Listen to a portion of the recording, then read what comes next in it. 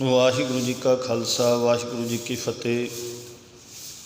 ਪਰਮ ਸਤਿਕਾਰ ਗੁਰੂ ਰੂਪ ਗੁਰੂ ਪਿਆਰੀ ਸਾਧ ਸੰਗਤ ਜੀ, ਆਓ ਲੜੀਵਾਰ ਸ਼ਬਦ ਵਿਚਾਰ ਦੇ ਨਾਲ ਜੁੜਨਾ ਕਰੀਏ।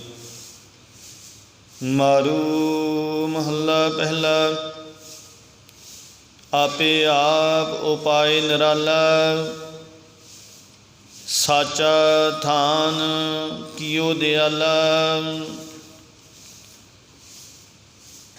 ਪਰਮਾਤਮਾ ਆਪ ਹੀ ਆਪਣੇ ਆਪ ਨੂੰ ਜਗਤ ਦੇ ਰੂਪ ਵਿੱਚ ਪੈਦਾ ਕਰਕੇ ਮਾਇਆ ਦੇ ਮੋਹ ਤੋਂ ਨਿਰਲੇਪ ਵੀ ਰਹਿੰਦਾ ਹੈ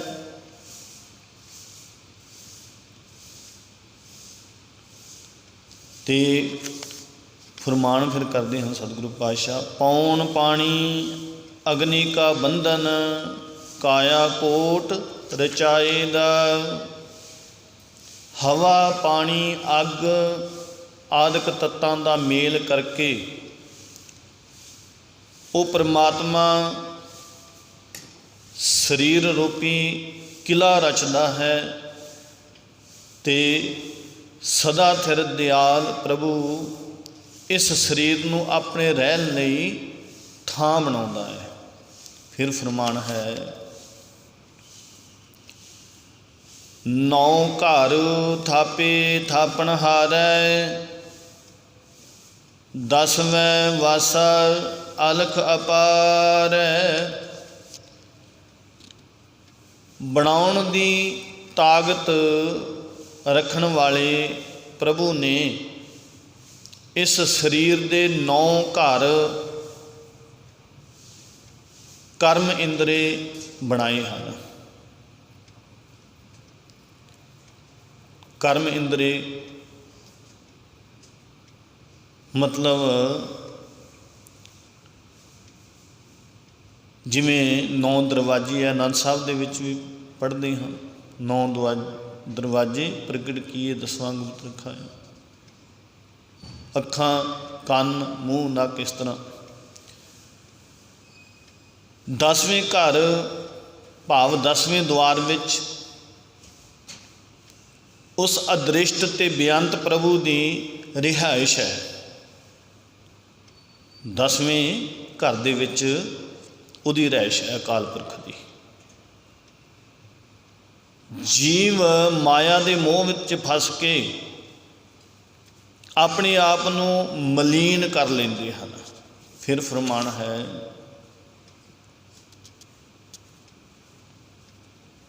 ਸਾਇਰ ਸਬਤ ਭਰੇ ਜਲ ਨਿਰਮਲ, ਗੁਰਮੁਖ ਮੈਲ ਨਾ ਲਾਏਂਦਾ।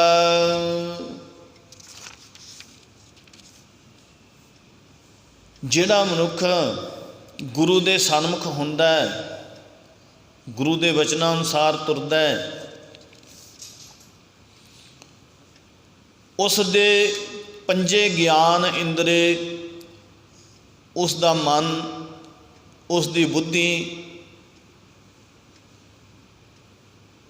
ਇਹ ਸੱਤੇ ਹੀ ਸਰੋਵਰ ਪ੍ਰਭੂ ਦੇ ਨਾਮ ਦੇ ਪਵਿੱਤਰ ਜਲ ਨਾਲ ਭਰੇ ਰਹਿੰਦੇ ਹੈ। ਇਸ ਵਾਸਤੇ ਉਸ ਨੂੰ ਮਾਇਆ ਦੀ ਮੈਲ ਨਹੀਂ ਲੱਗਦੀ। ਫਿਰ ਅੱਗੇ ਫਰਮਾਨ ਹੈ, ਰਾਮ ਸਾਸ ਦੀਪਕ ਜੋਤ ਸਬਾਈ, ਆਪੇ ਕਰ ਵੇਖੈ ਵਡਿਆਈ। ਪਰਮਾਤਮਾ ਆਪ ਹੀ ਸੂਰਜ ਚੰਦਰਮਾ ਜਗਤ ਦੇ ਦੀਵੇ ਬਣਾ ਕੇ ਆਪਣੀ ਵਡਿਆਈ ਵੇਖਦਾ ਹੈ। ਇਨ੍ਹਾਂ ਸੂਰਜ ਚੰਦਰਮਾ ਆਦਿਕ ਦੀਵਿਆਂ ਵਿੱਚ ਸਾਰੀ ਸ੍ਰਿਸ਼ਟੀ ਵਿੱਚ ਉਸ ਦੀ ਆਪਣੀ ਹੀ ਜੋਤ ਚਾਨਣ ਕਰ ਰਹੀ ਹੈ। ਫਿਰ ਫਰਮਾਨ ਹੈ, ਆਪੇ ਰਤਨ ਵਿਸਾਹੇ ਲੇਵੈ, ਆਪੇ ਕੀਮਤ ਪਾਏਦਾ।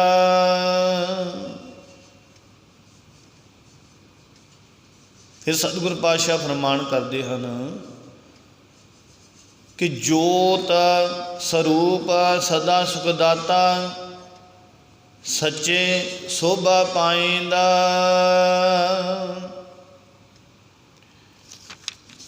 ਤਾਂ ਸਤਿਗੁਰੂ ਪਾਤਸ਼ਾਹ ਸਮਝਾਉਣਾ ਕਰਦੇ ਹਨ, ਉਹ ਪ੍ਰਭੂ ਸਦਾ ਚਾਨਣ ਹੀ ਚਾਨਣ ਹੈ, ਪ੍ਰਕਾਸ਼ ਹੀ ਪ੍ਰਕਾਸ਼ ਹੈ। ਉਹ ਸਦਾ ਜੀਵਾਂ ਨੂੰ ਸੁਖ ਦੇਣ ਵਾਲਾ ਹੈ। ਜਿਹੜਾ ਜੀਵ ਉਸ ਦਾ ਰੂਪ ਹੋ ਜਾਂਦਾ ਹੈ, ਉਸ ਨੂੰ ਪ੍ਰਭੂ ਆਪ ਹੀ ਸੋਭਾ ਦਿੰਦਾ ਹੈ। ਫਿਰ ਅੱਗੇ ਫਰਮਾਨ ਹੈ, ਕੀਮਤ ਪਾਈ ਪਾਵਨ ਹਾਰੈ, ਵੇ ਪ੍ਰਵਾਹ ਪੂਰੇ ਭੰਡਾਰੈ। ਪ੍ਰਭੂ ਦੇ ਰਚੇ ਹੋਏ ਇਸ ਸਰੀਰ ਕਿਲੇ ਵਿੱਚ ਗਿਆਨ ਇੰਦਰੇ ਮਾਨੋ ਸ਼ਹਿਰ ਤੇ ਹੱਟ ਹਨ, ਦੁਕਾਨਾਂ ਹਨ, ਹੱਟੀਆਂ ਹਨ, ਜਿੱਥੇ ਪ੍ਰਭੂ ਆਪ ਹੀ ਵਪਾਰ ਕਰ ਰਹੇ ਹੈ। ਪ੍ਰਭੂ ਦਾ ਨਾਮ ਹੀ ਇੱਕ ਐਸਾ ਤੋਲ ਹੈ ਜਿਸ ਦੇ ਰਾਹੀਂ ਕੀਤੇ ਵਣਜ ਵਿੱਚ ਕੋਈ ਘਾਟਾ ਨਹੀਂ ਪੈਂਦਾ। ਫਿਰ ਅੱਗੇ ਫਰਮਾਨ ਹੈ, ਸਰਬ ਕਲਾ ਲੈ ਆਪੇ ਰਹਿਆ, ਗੁਰਮੁਖ ਕਿਸੈ ਬੁਝਾਏਂਦਾ। ਤਾਂ ਫਿਰ ਸਤਿਗੁਰੂ ਪਾਤਸ਼ਾਹ ਸਮਝਾਉਣਾ ਕਰਦੇ ਹਨ, ਇਸ ਪੂਰੇ ਤੋਲ ਦੀ ਰਾਹੀਂ ਪ੍ਰਭੂ ਵਣਜਾਰਾ ਸਰੀਰ ਰੂਪੀ ਕਿਲੇ ਵਿੱਚ ਬੈਠ ਕੇ ਆਪ ਹੀ ਨਾਮ ਵੱਖਰ ਤੋਲਦਾ ਹੈ, ਨਾਮ ਦਾ ਸੌਦਾ ਤੋਲਦਾ ਹੈ, ਆਪ ਹੀ ਨਾਮ ਰਤਨ ਵਿਹਾਜਦਾ ਹੈ, ਇਕੱਠਾ ਕਰਦਾ ਹੈ, ਆਪ ਹੀ ਨਾਮ ਰਤਨ ਦਾ ਠੀਕ ਮੁੱਲ ਪਾਉਂਦਾ ਹੈ। ਫਿਰ ਫਰਮਾਨ ਹੈ, ਕੀਮਤ ਪਾਈ ਪਾਵਨ ਹਾਰੈ, ਵੇ ਪ੍ਰਵਾਹ ਪੂਰੇ ਭੰਡਾਰੈ। ਪ੍ਰਭੂ ਕਿਸੇ ਵਿਰਲੇ ਭਾਗਾਂ ਵਾਲੇ ਨੂੰ ਗੁਰੂ ਦੀ ਰਾਹੀਂ ਇਹ ਸਮਝ ਬਖਸ਼ਦਾ ਕਿ ਉਹ ਆਪ ਹੀ ਆਪਣੀ ਸਾਰੀ ਸੱਤਿਆ ਆਪਣੇ ਅੰਦਰ ਰੱਖ ਕੇ ਸਭ ਜੀਵਾਂ ਵਿੱਚ ਵਿਆਪ ਰਿਹਾ ਤੇ ਕਦਰ ਪਾਉਣ ਵਾਲਾ ਪ੍ਰਭੂ ਆਪਣੇ ਨਾਮ ਦੀ ਕਦਰ ਪਾ ਰਿਹਾ। ਫਿਰ ਫਰਮਾਨ ਹੈ,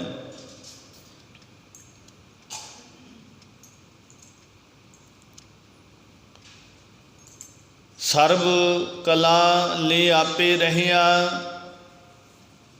ਗੁਰਮੁਖ ਕਿਸੈ ਬੁਝਾਏਂਦਾ। ਕਹਿੰਦੇ ਕੋਈ ਵਿਰਲਾ ਗੁਰਮੁਖ ਇਸ ਗੱਲ ਨੂੰ ਸਮਝਦਾ ਹੈ ਤੇ ਜਿਸ ਨੂੰ ਇਹ ਸਮਝ ਦਿੰਦਾ ਹੈ, ਸਮਝ ਬਖਸ਼ਦਾ, ਸਮਝ ਆ ਜਾਂਦੀ ਹੈ, ਕਹਿਣ ਦਾ ਭਾਵ ਉਹ ਉਸ ਪਰਮਾਤਮਾ ਬੇਪਰਵਾਹ ਦੇ ਭਰੇ ਖਜ਼ਾਨੇ ਵਿੱਚੋਂ ਨਾਮ ਰਤਨ ਪ੍ਰਾਪਤ ਕਰਦਾ ਹੈ। ਫਿਰ ਫਰਮਾਨ ਹੈ, ਨਦਰ ਕਰੇ ਪੂਰਾ ਗੁਰ ਭੇਟੈ, ਜਮ ਜੰਦਾਰ ਨਾ ਮਾਰੈ ਫੇਟੈ। ਜਿਸ ਮਨੁੱਖ ਉੱਤੇ ਪ੍ਰਭੂ ਮਿਹਰ ਦੀ ਨਿਗਾਹ ਕਰਦਾ, ਨਦਰ ਕਰਦਾ, ਉਸ ਨੂੰ ਪੂਰਾ ਸਤਿਗੁਰੂ ਮਿਲ ਪੈਂਦਾ। ਭਾਵੋ ਸ਼ਬਦ ਦੇ ਨਾਲ ਜੁੜ ਜਾਂਦਾ ਹੈ। ਜਮ ਹੈ ਜਿਹੜਾ, ਉਸ ਉੱਤੇ ਕੋਈ ਸੱਟ ਫੇਟ ਨਹੀਂ ਕਰ ਸਕਦਾ। ਫਿਰ ਜਿਹਦੇ ਉੱਤੇ ਨਿਗਾਹ ਹੋ ਗਈ ਪਰਮਾਤਮਾ ਦੀ, ਸਤਿਗੁਰੂ ਦੇ ਲੜ ਲੱਗ ਗਿਆ, ਜਿਹੜਾ ਕਹਿਣ ਦਾ ਭਾਵ ਉਸ ਉੱਤੇ ਕਹਿੰਦੇ ਜਿਹੜਾ ਜ਼ਾਲਮ ਹੈ ਨਾ, ਜਮ, ਉਹ ਕੋਈ ਵੀ ਸੱਟ ਫੇਟ ਨਹੀਂ ਮਾਰ ਸਕਦਾ, ਉਹਦੇ ਭਾਵ ਕੋਈ ਨੁਕਸਾਨ ਨਹੀਂ ਪਹੁੰਚਾ ਸਕਦਾ। ਜਿਉ ਜਲ ਅੰਤਰ ਕਮਲ ਵਿਗਾਸੀ, ਆਪੇ ਵਿਗਸ ਧਿਆਏਂਦਾ। ਕਹਿੰਦੇ ਜਿਵੇਂ ਪਾਣੀ ਵਿੱਚ ਕੌਲ ਫੁੱਲ ਖਿੜਦਾ, ਨਿਰਲੇਪ ਰਹਿੰਦਾ, ਤਿਵੇਂ ਪ੍ਰਭੂ ਆਪ ਹੀ ਉਸ ਮਨੁੱਖ ਦੇ ਅੰਦਰ ਖਿੜ ਕੇ ਆਪਣੇ ਆਪ ਨੂੰ ਸਿਮਰਦਾ ਹੈ। ਫਿਰ ਅੱਗੇ ਫਰਮਾਨ ਹੈ, ਆਪੇ ਵਰਖੈ ਅੰਮ੍ਰਿਤ ਧਾਰਾ, ਰਤਨ ਜਵੇਹਰ ਲਾਲ ਅਪਾਰਾ। ਜਿਸ ਮਨੁੱਖ ਨੂੰ ਗੁਰੂ ਮਿਲ ਪੈਂਦਾ, ਉਸ ਦੇ ਅੰਦਰ ਪ੍ਰਭੂ ਆਪ ਹੀ ਨਾਮ ਅੰਮ੍ਰਿਤ ਦੀਆਂ ਧਾਰਾਂ ਦੀ ਵਰਖਾ ਕਰਦਾ ਹੈ, ਜਿਸ ਵਿੱਚ ਪ੍ਰਭੂ ਦੇ ਬੇਅੰਤ ਗੁਣ ਰੂਪ ਰਤਨ ਜਵਾਹਰ ਤੇ ਲਾਲ ਹੁੰਦੇ ਹਨ। ਭਾਵੋ ਉਹਦੇ ਅੰਦਰ ਗੁਣ ਹੀ ਗੁਣ ਭਰ ਜਾਂਦੇ ਹੈ। ਗੁਰੂ ਮਿਲ ਪਏ ਤਾਂ ਫਿਰ ਪੂਰਾ ਪ੍ਰਭੂ ਵੀ ਮਿਲ ਪੈਂਦਾ। ਗੁਰੂ ਦੇ ਰਾਹੀਂ ਪ੍ਰਭੂ ਦੇ ਨਾਲ ਮਿਲਿਆ ਜਾ ਸਕਦਾ ਹੈ। ਫਿਰ ਫਰਮਾਨ ਹੈ, ਸਤਿਗੁਰ ਮਿਲੈ ਤਾਂ ਪੂਰਾ ਪਾਈਐ, ਪ੍ਰੇਮ ਪਦਾਰਥ ਪਾਏਂਦਾ। ਸਤਿਗੁਰੂ ਤੋਂ ਬਿਨਾਂ ਉਸ ਪਰਮਾਤਮਾ ਦੇ ਨਾਲ ਮਿਲਿਆ ਨਹੀਂ ਜਾ ਸਕਦਾ। ਸ਼ਬਦ ਗੁਰੂ ਦੇ ਲੜ ਲੱਗ ਕੇ ਹੀ ਪਰਮਾਤਮਾ ਦੇ ਨਾਲ ਮਿਲਿਆ ਜਾ ਸਕਦਾ ਹੈ। ਤੇ ਜਿਸ ਮਨੁੱਖ ਨੂੰ ਗੁਰੂ ਦੀ ਰਾਹੀਂ ਪੂਰਨ ਪਰਮਾਤਮਾ ਮਿਲਦਾ ਹੈ, ਉਹ ਪ੍ਰਭੂ ਪ੍ਰੇਮ ਦਾ ਅਮੋਲਕ ਵਖਰ ਪ੍ਰਾਪਤ ਕਰ ਲੈਂਦਾ ਹੈ। ਫਿਰ ਫਰਮਾਨ ਹੈ, ਪ੍ਰੇਮ ਪਦਾਰਥ ਲਹਿ ਅਮੋਲਾ, ਕਬਹੀ ਨਾ ਘਾਟਸ ਪੂਰਾ ਤੋਲੋ। ਤਾਂ ਸਮਝਾਉਣਾ ਕਰਦੇ ਹਨ ਸਤਿਗੁਰੂ ਪਾਤਸ਼ਾਹ, ਗੁਰੂ ਦੀ ਸ਼ਰਨ ਪੈ ਕੇ ਜਿਹੜਾ ਮਨੁੱਖ ਪ੍ਰਭੂ ਪ੍ਰੇਮ ਦਾ ਕੀਮਤੀ ਸੌਦਾ ਹਾਸਲ ਕਰ ਲੈਂਦਾ ਹੈ, ਉਸ ਦਾ ਇਹ ਸੌਦਾ ਕਦੇ ਵੀ ਘਟਦਾ ਨਹੀਂ। ਜਦ ਕਦੇ ਵੀ ਤੋਲਿਆ ਜਾਏ ਤਾਂ ਉਸ ਦਾ ਤੋਲ ਪੂਰਾ ਹੀ ਨਿਕਲੇਗਾ। ਇਹ ਨਾਮ ਦਾ ਸੌਦਾ ਜਿਹੜਾ, ਇਹ ਕਦੇ ਵੀ ਘਟਦਾ ਨਹੀਂ। ਭਾਵ ਮਾਇਆ ਦੇ ਭਾਵੇਂ ਕਈ ਹੱਲੇ ਪਏ ਹੋਣ, ਮਾਇਆ ਦੇ ਭਾਵ ਕਿੰਨੇ ਮਰਜ਼ੀ ਹੱਲੇ ਪਏ ਹੋਣ, ਉਸ ਦਾ ਪ੍ਰਭੂ ਚਰਨਾਂ ਵਾਲਾ ਪ੍ਰੇਮ ਹੈ ਜਿਹੜਾ, ਉਹ ਡੋਲਦਾ ਨਹੀਂ। ਪਰਮਾਤਮਾ ਦੇ ਨਾਲ ਪ੍ਰੇਮ ਬਣਿਆ ਹੋਇਆ ਟੁੱਟਦਾ ਨਹੀਂ। ਮਾਇਆ ਚਾਹੇ ਜਿੰਨਾ ਮਰਜ਼ੀ ਫਿਰ ਜ਼ੋਰ ਲਾ ਲਵੇ, ਕਹਿਣ ਦਾ ਭਾਵ ਤੋਲ ਘਟਣ ਦਾ ਮਤਲਬ ਇਹੀ। ਫਿਰ ਫਰਮਾਨ ਹੈ, ਸੱਚੇ ਕਾ ਵਪਾਰੀ ਹੋਵੈ, ਸੱਚੋ ਸੌਦਾ ਪਾਏਂਦਾ। ਜਿਹੜਾ ਮਨੁੱਖ ਸਦਾ ਥਿਰ ਰਹਿਣ ਵਾਲੇ ਪਰਮਾਤਮਾ ਦੇ ਨਾਮ ਦਾ ਵਪਾਰ ਕਰਨ ਲੱਗ ਪੈਂਦਾ ਹੈ, ਉਹ ਇਹ ਸਦਾ ਥਿਰ ਨਾਮ ਦਾ ਸੌਦਾ ਹੀ ਫਿਰ ਲੱਭਦਾ ਹੈ। ਫਿਰ ਅੱਗੇ ਫਰਮਾਨ ਹੈ, ਸੱਚਾ ਸੌਦਾ ਵਿਰਲਾ ਕੋ ਪਾਏ, ਪੂਰਾ ਸਤਿਗੁਰ ਮਿਲੈ ਮਿਲਾਏ। ਪਰ ਜਗਤ ਵਿੱਚ ਕਹਿੰਦੇ ਕੋਈ ਵਿਰਲਾ ਬੰਦਾ ਸਦਾ ਥਿਰ ਰਹਿਣ ਵਾਲਾ ਇਹ ਸੌਦਾ ਪ੍ਰਾਪਤ ਕਰਦਾ। ਨਾਮ ਦਾ ਸੌਦਾ ਜਿਹੜਾ ਹਰੇਕ ਦੇ ਵੱਸ ਦੀ ਗੱਲ ਨਹੀਂ ਹੈ। ਜਿਸ ਨੂੰ ਪੂਰਾ ਸਤਿਗੁਰੂ ਮਿਲ ਪੈਂਦਾ, ਗੁਰੂ ਉਸ ਨੂੰ ਇਹ ਸੌਦਾ ਫਿਰ ਦਵਾ ਦਿੰਦਾ ਹੈ, ਨਾਮ ਦਾ ਸੌਦਾ। ਜਿਹੜਾ ਮਨੁੱਖ ਗੁਰੂ ਦੀ ਸ਼ਰਨ ਪੈਂਦਾ ਹੈ, ਫਿਰ ਫਰਮਾਨ ਹੈ, ਗੁਰਮੁਖ ਹੋਏ ਸੋ ਹੁਕਮ ਪਛਾਣੈ, ਮਾਨੈ ਹੁਕਮ ਸਮਾਏ ਦਾ। ਕਹਿੰਦੇ ਫਿਰ ਜਿਹਨੂੰ ਜਿਹੜਾ ਮਨੁੱਖ ਗੁਰੂ ਦੀ ਸ਼ਰਨ ਪੈਂਦਾ ਹੈ ਉਹ ਪਰਮਾਤਮਾ ਦੀ ਰਜ਼ਾ ਨੂੰ ਸਮਝ ਲੈਂਦਾ ਹੈ, ਉਹਦੇ ਹੁਕਮ ਨੂੰ ਸਮਝ ਲੈਂਦਾ ਹੈ।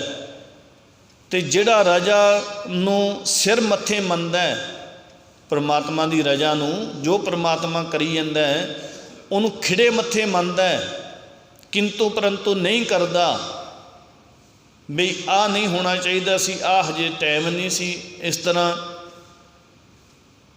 ਜਾਣੀ ਕਿ ਇਸ ਤਰ੍ਹਾਂ ਨਹੀਂ ਕਰਦਾ, ਪਰਮਾਤਮਾ ਦੀ ਰਜ਼ਾ ਦੇ ਵਿੱਚ ਰਾਜ਼ੀ ਰਹਿੰਦਾ ਹੈ।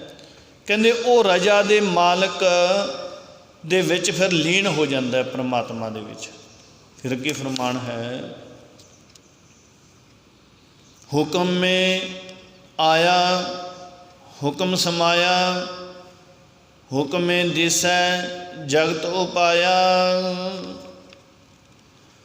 ਰਜ਼ਾ ਨੂੰ ਮੰਨ ਲੈਣ ਵਾਲੇ ਬੰਦੇ ਨੂੰ ਇਹ ਨਿਸ਼ਚਾ ਹੋ ਜਾਂਦਾ, ਭਰੋਸਾ ਹੋ ਜਾਂਦਾ ਹੈ ਕਿ ਜੀਵ ਪਰਮਾਤਮਾ ਦੇ ਹੁਕਮ ਅਨੁਸਾਰ ਜਗਤ ਵਿੱਚ ਆਉਂਦਾ ਹੈ। ਇਹ ਤਾਂ ਆਪਾਂ ਨੂੰ ਕੱਲ੍ਹ ਵਾਲੇ ਸ਼ਬਦ ਤੋਂ ਵੀ ਪਤਾ ਲੱਗ ਗਿਆ। ਉਸ ਤੋਂ ਅਗਲਾ ਸ਼ਬਦ ਹੀ ਇਹ ਮਿਸਾਲ, ਕਿਸ ਤਰ੍ਹਾਂ ਪਰਮਾਤਮਾ ਨੇ ਇਹ ਸਾਰੀ ਸ੍ਰਿਸ਼ਟੀ ਬਣਾਈ। ਕਿੱਥੋਂ ਮੰਨ ਲਓ ਉਦੋਂ ਜਦੋਂ ਸ਼ੁਰੂਆਤ ਕੀਤੀ ਹੈ ਉਦੋਂ ਕੋਈ ਜਾਤ, ਕੋਈ ਗੋਤ ਕੋਈ ਹੋਊਗੀ? ਸੋਚ ਕੇ ਵੇਖੋ, ਕੋਈ ਕੁਛ ਨਹੀਂ ਸੀ ਉਦੋਂ। ਇਸ ਕਰਕੇ ਉਸ ਹਿਸਾਬ ਨਾਲ ਵੇਖੀਏ ਤਾਂ ਫਿਰ ਤਾਂ ਹੀ ਤਾਂ ਸਤਿਗੁਰ ਦੀ ਬਾਣੀ ਫਰਮਾਨ ਕਰਦੀ ਹੈ ਨਾ, ਪੰਚਮ ਪਾਤਸ਼ਾਹ, ਏਕ ਪਿਤਾ ਏਕ ਸਕੇ ਹਮ ਮੁਬਾਰਕ ਤੂੰ ਮੇਰਾ ਗੁਰਿਹਾਈ। ਵੀ ਸਾਡਾ ਪਿਓ ਇੱਕੋ ਹੀ ਹੈ। ਜੇ ਮੰਨ ਲਓ ਪਿੱਛੇ ਮੁੱਢ ਤਾਂ ਹੀ ਜਾਈਏ, ਜਿੱਥੋਂ ਮੰਨ ਲਓ ਇਹ ਬੰਦਾ ਪਰਮਾਤਮਾ ਨੇ ਬਣਾਇਆ, ਉੱਥੇ ਜਾਈਏ ਤਾਂ ਉੱਥੋਂ ਤਾਂ ਫਿਰ ਸਾਡਾ ਪਿਓ ਇੱਕ ਹੋ ਗਿਆ ਨਾ। ਫਿਰ ਇੱਕ ਪਿਓ ਦੀਆਂ ਲਾਦਾਂ ਹੋ ਗਈਆਂ ਜਦੋਂ ਸਾਰੀਆਂ। ਕੌਣ ਹੋ ਗਿਆ ਪਿਓ ਸਾਡਾ? ਪਰਮਾਤਮਾ ਅਕਾਲ ਪੁਰਖ। ਕਿਉਂ? ਉਹਨੇ ਬੰਦਾ ਬਣਾਤਾ, ਬੰਦੇ ਦੀ ਉਤਪਤੀ ਕੀਤੀ। ਚਲੋ ਸਾਰੀ ਸ੍ਰਿਸ਼ਟੀ ਬਣਾਈ ਉਹ ਗੱਲ ਇੱਕ ਹੋਰ ਹੈ ਵੀ ਬਣਾ ਕੇ ਉਸ ਤੋਂ ਬਾਅਦ ਜਦੋਂ ਬੰਦੇ ਦੀ ਗੱਲ ਕਰੀਏ ਵੀ ਜਦੋਂ ਸ਼ੁਰੂਆਤ ਹੋਈ ਹੋਊਗੀ ਉਦੋਂ ਤਾਂ ਫਿਰ ਬੰਦੇ ਤੋਂ ਹੀ ਹੋਈ ਹੋਊਗੀ। ਉਦੋਂ ਤਾਂ ਕੋਈ ਇਹ ਨਹੀਂ ਗਾ ਵੀ ਆਹ ਬ੍ਰਾਹਮਣ ਹੈ, ਆਹ ਖੱਤਰੀ ਹੈ, ਆਹ ਸ਼ੂਦਰ ਹੈ, ਉਹਨੇ ਤਾਂ ਨਹੀਂ ਇਹ ਕੁਛ ਉਦੋਂ ਤਾਂ ਨਹੀਂ ਬਣਾਇਆ ਹੋਊਗਾ ਨਾ। ਉਦੋਂ ਸੋਚ ਕੇ ਵੇਖੋ ਵੀ ਸਾਡੀ ਅੰਸ਼ ਤਾਂ ਉੱਥੋਂ ਤੁਰੀ ਆ ਰਹੀ ਹੈ ਨਾ। ਜਦੋਂ ਇਹ ਗੱਲ ਸਾਡੇ ਸਮਝ ਆ ਗਈ ਫਿਰ ਅਸੀਂ ਕਿਸੇ ਨਾਲ ਵੀ ਵਿਤਕਰਾ ਨਹੀਂ ਕਰਾਂਗੇ, ਫਿਰ ਉੱਚਾ ਨੀਵਾਂ ਕਿਸੇ ਨੂੰ ਵਿਖਾਉਣ ਦੀ ਕੋਸ਼ਿਸ਼ ਨਹੀਂ ਕਰਾਂਗੇ, ਫਿਰ ਕਿਸੇ ਦੇ ਨਾਲ ਨਫ਼ਰਤ ਨਹੀਂ ਕਰਾਂਗੇ। ਤਾਂ ਸਤਿਗੁਰੂ ਪਾਤਸ਼ਾਹ ਕੀ ਸਮਝਾ ਰਹੇ ਹੈ? ਕਹਿੰਦੇ ਰਜ਼ਾ ਨੂੰ ਮੰਨ ਲੈਣ ਵਾਲੇ ਬੰਦੇ ਨੂੰ ਇਹ ਨਿਸ਼ਚਾ ਵਿਸ਼ਵਾਸ ਹੋ ਜਾਂਦਾ ਹੈ ਕਿ ਜੀਵ ਪਰਮਾਤਮਾ ਦੇ ਹੁਕਮ ਅਨੁਸਾਰ ਜਗਤ ਵਿੱਚ ਆਉਂਦਾ ਹੈ, ਹੁਕਮ ਅਨੁਸਾਰ ਸਮਾ ਜਾਂਦਾ ਹੈ, ਜਗਤ ਤੋਂ ਭਾਵ ਚਲਿਆ ਜਾਂਦਾ ਹੈ। ਸਮਾਉਣ ਦਾ ਮਤਲਬ ਉਸ ਨੂੰ ਇਹ ਦਿਸਦਾ ਹੈ ਕਿ ਸਾਰਾ ਜਗਤ ਹੁਕਮ ਵਿੱਚ ਹੀ ਪੈਦਾ ਹੁੰਦਾ ਹੈ। ਫਿਰ ਫਰਮਾਨ ਹੈ, ਹੁਕਮੇ ਸੁਰਗ ਮਛ ਪਿਆਲਾ, ਹੁਕਮੇ ਕਲਾ ਰਹਾਏ ਦਾ। ਪ੍ਰਭੂ ਦੇ ਹੁਕਮ ਅਨੁਸਾਰ ਹੀ ਸੁਰਗ ਲੋਕ, ਮਾਤ ਲੋਕ ਤੇ ਪਤਾਲ ਲੋਕ ਬਣਦਾ। ਪ੍ਰਭੂ ਆਪਣੇ ਹੁਕਮ ਵਿੱਚ ਹੀ ਆਪਣੀ ਸੱਤਿਆ ਨਾਲ ਇਸ ਜਗਤ ਨੂੰ ਆਸਰਾ ਦੇਈ ਰੱਖਦਾ। ਫਿਰ ਅੱਗੇ ਫਰਮਾਨ ਹੈ, ਹੁਕਮੇ ਧਰਤੀ ਧੌਲ ਸਿਰ ਭਾਰੰ, ਹੁਕਮੇ ਪਾਉਣ ਪਾਣੀ ਗੈਨਾਰੰ। ਪ੍ਰਭੂ ਦੇ ਹੁਕਮ ਵਿੱਚ ਹੀ ਧਰਤੀ ਬਣੀ, ਜਿਸ ਦਾ ਭਾਰ ਬਲਦ ਦੇ ਸਿਰ ਉੱਤੇ ਸਮਝਿਆ ਜਾਂਦਾ ਹੈ। ਇਹ ਨਹੀਂ ਸਤਿਗੁਰੂ ਪਾਤਸ਼ਾਹ ਕਹਿ ਰਹੇ ਵੀ ਬਲਦ ਦੇ ਸਿਰ 'ਤੇ ਧਰਤੀ ਖੜੀ ਹੈ।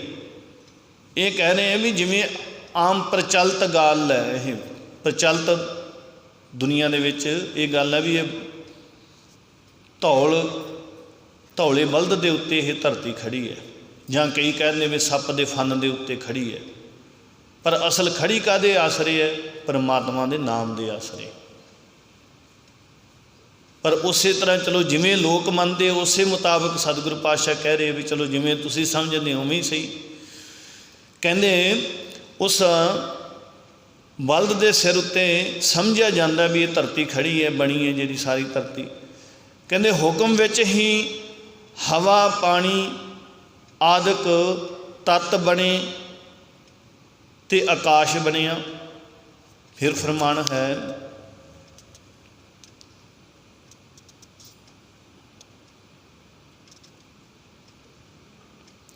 ਹੁਕਮੇ ਸੁਰਗ ਮਛ ਪਿਆਲਾ, ਹੁਕਮੇ ਕਲਾ ਰਹਾਇਂਦਾ, ਹੁਕਮੇ शिव शक्ति करवासा, हुक्मे खेल खिलाएंदा। ਤਾਂ ਸਤਿਗੁਰ ਪਾਤਸ਼ਾਹ ਸਮਝਾਉਣਾ ਕਰਦੇ ਹਨ। ਕਹਿੰਦੇ ਪ੍ਰਭੂ ਦੇ ਹੁਕਮ ਅਨੁਸਾਰ ਹੀ ਜੀਵ ਆਤਮਾ ਦਾ ਮਾਇਆ ਦੇ ਵਿੱਚ, ਮਾਇਆ ਦੇ ਘਰ ਵਿੱਚ ਵਾਸ ਹੋਇਆ ਤੇ ਪ੍ਰਭੂ ਆਪਣੇ ਹੁਕਮ ਵਿੱਚ ਹੀ ਜਗਤ ਦੇ ਸਾਰੇ ਕੌਤਕ ਵਰਤਾ ਰਿਹਾ। ਫਿਰ ਅੱਗੇ ਫਰਮਾਨ ਹੈ ਹੁਕਮੇ ਆਡਾਣੇ ਆਗਾਸੀ, ਹੁਕਮੇ ਜਲ ਥਲ ਤ੍ਰਿਭੁਵਨ ਵਾਸੀ। ਪ੍ਰਭੂ ਦੇ ਹੁਕਮ ਵਿੱਚ ਹੀ ਆਕਾਸ਼ ਤਣੇ ਗਏ, ਹੁਕਮ ਵਿੱਚ ਹੀ ਪਾਣੀ ਧਰਤੀ ਤਿੰਨੇ ਭਵਨ ਬਣੇ, ਜਿਨ੍ਹਾਂ ਵਿੱਚ ਉਹ ਆਪ ਹੀ ਵਿਆਪਕ ਹੈ। ਪ੍ਰਭੂ ਆਪਣੇ ਹੁਕਮ ਅਨੁਸਾਰ ਹੀ ਜੀਵਾਂ ਨੂੰ ਸਾਹ ਦਿੰਦਾ ਹੈ ਤੇ ਸਦਾ ਰਿਜ਼ਕ ਦਿੰਦਾ ਹੈ। ਫਿਰ ਫਰਮਾਨ ਹੈ ਹੁਕਮੇ ਸਾਸ ਗਿਰਾਸ ਸਦਾ ਫੁਨ, ਹੁਕਮੇ ਦੇਖ ਦਿਖਾਏਂਦਾ। ਕਹਿੰਦੇ ਪ੍ਰਭੂ ਆਪਣੀ ਰਜਾ ਵਿੱਚ ਹੀ ਜੀਵਾਂ ਦੀ ਸੰਭਾਲ ਕਰਕੇ ਸਭ ਨੂੰ ਵੇਖਣ ਦੀ ਤਾਕਤ ਦਿੰਦਾ ਹੈ। ਫਿਰ ਅੱਗੇ ਫਰਮਾਨ ਹੈ ਹੁਕਮ ਉਪਾਏ 10 ਅਵਤਾਰਾ, ਦੇਵ ਦਾਨਵ ਅਗਣਤ ਅਪਾਰਾ। ਪ੍ਰਭੂ ਨੇ ਆਪਣੇ ਹੁਕਮ ਵਿੱਚ ਹੀ ਵਿਸ਼ਨੂੰ ਦੇ 10 ਅਵਤਾਰ ਪੈਦਾ ਕੀਤੇ, ਅਣਗਿਣਤ ਤੇ ਬੇਅੰਤ ਦੇਵਤੇ ਬਣਾਏ ਤੇ ਦੈਂਤ ਬਣਾਏ। ਜਿਹੜਾ ਜੀਵ ਪ੍ਰਭੂ ਦੇ ਹੁਕਮ ਨੂੰ ਮੰਨ ਲੈਂਦਾ ਹੈ ਤਾਂ ਉਹ ਉਸ ਦੀ ਦਰਗਾਹ ਵਿੱਚ ਆਦਰ ਪਾਉਂਦਾ ਹੈ। ਫਿਰ ਫਰਮਾਨ ਹੈ ਮਾਨੈ ਹੁਕਮ ਸੋ ਦਰਗਹਿ ਪਹਿਜੈ, ਸਾਚ ਮਿਲਾਏ ਸਮਾਈਂਦਾ। ਕਹਿੰਦੇ ਆਦਰ ਸਤਿਕਾਰ ਪਾ ਲੈਂਦਾ ਹੈ। ਪ੍ਰਭੂ ਉਸ ਨੂੰ ਆਪਣੇ ਸਦਾ ਥਿਰ ਨਾਮ ਵਿੱਚ ਜੋੜ ਕੇ ਆਪਣੇ ਚਰਨਾਂ ਵਿੱਚ ਲੀਨ ਕਰ ਲੈਂਦਾ ਹੈ। ਫਿਰ ਫਰਮਾਨ ਹੈ ਹੁਕਮੇ ਜੁਗ 36 ਗੁਦਾਰੇ, ਹੁਕਮੇ ਸਿੱਧ ਸਾਧਕ ਵਿਚਾਰੇ। ਪ੍ਰਭੂ ਨੇ ਆਪਣੇ ਹੁਕਮ ਅਨੁਸਾਰ ਹੀ ਧੁੰਦੂਕਾਰਾ ਦੇ 36 ਯੁੱਗ ਗੁਜ਼ਾਰ ਦਿੱਤੇ। ਆਪਣੇ ਹੁਕਮ ਵਿੱਚ ਹੀ ਉਹ ਸਿੱਧ ਸਾਧਕ ਤੇ ਵਿਚਾਰਵਾਨ ਪੈਦਾ ਕਰ ਦਿੰਦਾ ਹੈ। ਸਾਰੀ ਸ੍ਰਿਸ਼ਟੀ ਦਾ ਉਹ ਆਪ ਹੀ ਖਸਮ ਹੈ। ਫਰਮਾਨ ਹੈ ਆਪ ਨਾਥ ਨਥੇ ਸਭ ਜਾ ਕੀ, ਬਖਸ਼ੇ ਮੁਕਤ ਕਰਾਏਂਦਾ। ਸਾਰੀ ਸ੍ਰਿਸ਼ਟੀ ਉਸੇ ਦੇ ਹੁਕਮ ਵਿੱਚ ਬੱਝੀ ਹੋਈ ਹੈ। ਜਿਸ ਜੀਵ ਉੱਤੇ ਉਹ ਮਿਹਰ ਕਰਦਾ ਹੈ ਉਸ ਨੂੰ ਮਾਇਆ ਦੇ ਬੰਧਨਾਂ ਤੋਂ ਖਲਾਸੀ ਦਿੰਦਾ ਹੈ। ਫਿਰ ਫਰਮਾਨ ਹੈ ਕਾਇਆ ਕੋਟ ਗੜ੍ਹੈ ਮਹਾਰਾਜਾ, ਨੇਬ ਖਵਾਸ ਭਲਾ ਦਰਵਾਜਾ। ਪ੍ਰਭੂ ਦੇ ਹੁਕਮ ਵਿੱਚ ਹੀ ਸਰੀਰ ਰੂਪੀ ਕਿਲ੍ਹਾ ਬਣਿਆ, ਜਿਸ ਨੂੰ ਮੂੰਹ ਸੋਹਣਾ ਦਰਵਾਜ਼ਾ ਲੱਗਾ ਹੋਇਆ। ਇਹ ਮੂੰਹ ਹੈ ਜਿਹੜਾ, ਇਹ ਕਿਲ੍ਹੇ ਦਾ ਦਰਵਾਜ਼ਾ ਹੈ। ਕਹਿੰਦੇ ਉਹਦੇ ਹੁਕਮ ਦੇ ਵਿੱਚ ਹੀ ਇਹ ਸਰੀਰ ਰੂਪੀ ਕਿਲ੍ਹਾ ਬਣਿਆ ਅਤੇ ਇਹਨੂੰ ਮੂੰਹ ਰੂਪੀ ਸੋਹਣਾ ਦਰਵਾਜ਼ਾ ਲਾਇਆ। ਕਹਿਣ ਦਾ ਭਾਵ ਉਸ ਪਰਮਾਤਮਾ ਨੇ ਇਸ ਕਿਲ੍ਹੇ ਵਿੱਚ ਆਪ ਹੀ ਰਾਜਾ ਹੈ। ਕਰਮ ਇੰਦਰੇ ਅਤੇ ਗਿਆਨ ਇੰਦਰੇ ਉਸ ਦੇ ਦਰਬਾਰੀ ਹਨ, ਉਸ ਦੇ ਸੈਨਿਕ ਹਨ। ਫਿਰ ਫਰਮਾਨ ਹੈ, ਮਿਥਿਆ ਲੋਭ ਨਾਹੀ ਘਰ ਵਾਸਾ, ਲੱਭ ਪਾਪ ਪਛਤਾਏਂਦਾ। ਤਾਂ ਫਰਮਾਨ ਕਰਦੇ ਹਨ ਸਤਿਗੁਰੂ ਪਾਤਸ਼ਾਹ, ਪਰ ਕਹਿੰਦੇ ਝੂਠਾ ਲੋਭ, ਲੱਭ ਦਾ ਮਤਲਬ ਲੋਭ, ਚੌਕੀਦਾਰ, ਲੋਭ ਨੂੰ ਚੌਕੀਦਾਰ ਕਿਹਾ। ਕਹਿੰਦੇ ਝੂਠਾ ਲੋਭ ਰੂਪੀ ਚੌਕੀਦਾਰ ਹੋਣ ਕਰਕੇ ਕਹਿੰਦੇ ਜੀਵ ਨੂੰ ਪ੍ਰਭੂ ਦੀ ਹਜ਼ੂਰੀ ਵਿੱਚ ਅੱਪੜਨਾ ਨਹੀਂ ਮਿਲਦਾ। ਇਹ ਜਿਹੜਾ ਚੌਕੀਦਾਰ ਹੈ ਲੋਭ ਰੂਪੀ, ਇਹ ਸਿਰੇ ਤੱਕ ਅੱਪੜਨ ਨਹੀਂ ਦਿੰਦਾ, ਇਹ ਝੂਠਾ ਹੈ। ਇਹ ਰਾਜੇ ਤੱਕ ਅੱਪੜਨ ਨਹੀਂ ਦਿੰਦਾ। ਜਿਹੜਾ ਰਾਜਾ ਸਾਡੇ ਅੰਦਰ ਪਰਮਾਤਮਾ ਰੂਪੀ ਰਾਜਾ ਬੈਠਾ ਹੈ, ਉਸ ਤਾਈਂ ਜਿਹੜਾ ਸਾਡਾ ਲੋਭ ਜਿਹੜਾ ਅਸੀਂ ਕਰਦੇ ਹਾਂ, ਇਹ ਚੌਕੀਦਾਰ ਬਣਿਆ ਖੜਾ ਦਰਵਾਜ਼ੇ ਦੇ ਉੱਤੇ। ਇਹ ਐਡਾ ਭੈੜਾ ਲਾਲਚ ਦੇ ਵਿੱਚ ਆ ਕੇ ਉਸ ਤਾਈਂ ਅੱਪੜਨ ਨਹੀਂ ਦਿੰਦਾ। ਕਹਿੰਦੇ ਜੀਵ ਨੂੰ ਉਸ ਪਰਮਾਤਮਾ ਦੀ ਹਜ਼ੂਰੀ ਵਿੱਚ ਅੱਪੜਨ ਨਹੀਂ ਦਿੰਦਾ। ਲੋਭ ਦੇ ਕਾਰਨ ਅਤੇ ਪਾਪ ਦੇ ਕਾਰਨ ਜੀਵ ਪਛਤਾਉਂਦਾ ਰਹਿੰਦਾ। ਫਿਰ ਅੱਗੇ ਫਰਮਾਨ ਹੈ, ਸਤ ਸੰਤੋਖ ਨਗਰ ਮਹਿਕਾਰੀ, ਜਾਤ ਸਤ ਸੰਜਮ ਸਰਨ ਮੁਰਾਰੀ। ਜਿਸ ਸਰੀਰ ਨਗਰ ਵਿੱਚ ਸੇਵਾ, ਸੰਤੋਖ, ਜਾਤ, ਉੱਚਾ ਆਚਰਣ ਅਤੇ ਸੰਜਮ ਕਰਿੰਦੇ ਹਨ।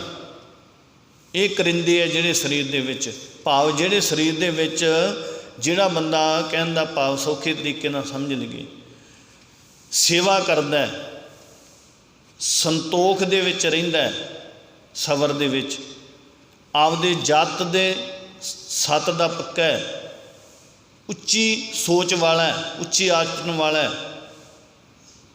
ਇਹੋ ਜਿਹਾ ਜਿਹੜਾ ਬੰਦਾ, ਭਾਵ ਇਹੋ ਜਿਹੇ ਕਰਿੰਦੇ ਆ ਉਹਦੇ ਅੰਦਰ, ਇਹ ਜੀ ਉਹਦੀ ਮੰਨ ਲਓ ਜੀਵਨ ਸ਼ੈਲੀ ਲਾ ਲਓ। ਕਹਿੰਦੇ ਉਸ ਵਿੱਚ ਵਸਦਾ ਜੀਵ ਹੈ ਜਿਹੜਾ, ਫਿਰ ਜਿਹਦਾ ਇਹੋ ਜਿਹਾ ਆਚਰਣ ਹੈ, ਕਹਿਣ ਦਾ ਭਾਵ ਜਿਹੜਾ ਇਹੋ ਜਿਹਾ ਸਰੀਰ ਦੇ ਅੰਦਰ ਇਹ ਚੀਜ਼ਾਂ ਹਨ, ਸੇਵਾ, ਸੰਤੋਖ, ਸਿਮਰਨ, ਜਾਤ ਸਤ, ਇਹ ਸਾਰਾ ਕੁਛ ਸਰੀਰ ਦੇ ਵਿੱਚ ਹੈ। ਕਹਿੰਦੇ ਫਿਰ ਉਹ ਜੀਵ ਪਰਮਾਤਮਾ ਦੀ ਸ਼ਰਨ ਦੇ ਵਿੱਚ ਟਿਕਿਆ ਰਹਿੰਦਾ। ਫਿਰ ਫਰਮਾਨ ਹੈ, ਨਾਨਕ ਸਹਿਜ ਮਿਲੈ ਜਗ ਜੀਵਨ, ਗੁਰ ਸ਼ਬਦੀ ਪਤ ਪਾਇਂਦਾ। ਕਹਿੰਦੇ ਨਾਨਕ ਅਡੋਲ ਅਵਸਥਾ ਵਿੱਚ ਟਿਕੇ ਉਸ ਜੀਵਨ ਨੂੰ ਜਗਤ ਦਾ ਜੀਵਨ ਪ੍ਰਭੂ ਮਿਲ ਪੈਂਦਾ, ਜਿਹਦੇ ਅੰਦਰ ਇਹ ਸਾਰਾ ਕੁਛ ਹੈਗਾ, ਸਬਰ, ਸੰਤੋਖ, ਜਾਤ ਸਤ, ਸਿਮਰਨ। ਕਹਿੰਦੇ ਉਹਨੂੰ ਫਿਰ ਪਰਮਾਤਮਾ ਮਿਲ ਪੈਂਦਾ। ਗੁਰੂ ਦੇ ਸ਼ਬਦ ਵਿੱਚ ਜੁੜ ਕੇ ਉਹ ਪ੍ਰਭੂ ਦੀ ਹਜ਼ੂਰੀ ਦੇ ਵਿੱਚ ਪੱਤ ਪਾਉਂਦਾ, ਫਿਰ ਉਹ ਇੱਜ਼ਤ ਪਾਉਂਦਾ, ਆਦਰ ਸਤਿਕਾਰ ਪਾਉਂਦਾ ਉਸ ਪਰਮਾਤਮਾ ਦੀ ਹਜ਼ੂਰੀ ਦੇ ਵਿੱਚ। ਸੋ ਅੱਜ ਦੇ ਵਿਚਾਰਾਂ ਦੀ ਸਮਾਪਤੀ ਹੈ। ਵਿਚਾਰਾਂ ਕਰਦਿਆਂ ਬੇਅੰਤ ਤਾਈਆਂ ਹੋ ਗਈਆਂ ਉਹਨੀਆਂ। ਸਤਿਗੁਰੂ ਪਾਤਸ਼ਾਹ ਅਤੇ ਆਪ ਸੰਗਤ ਬਖਸ਼ਣਯੋਗ ਹੋ। ਵਾਹਿਗੁਰੂ ਜੀ ਕਾ ਖਾਲਸਾ ਵਾਹਿਗੁਰੂ ਜੀ ਕੀ ਫਤਿਹ।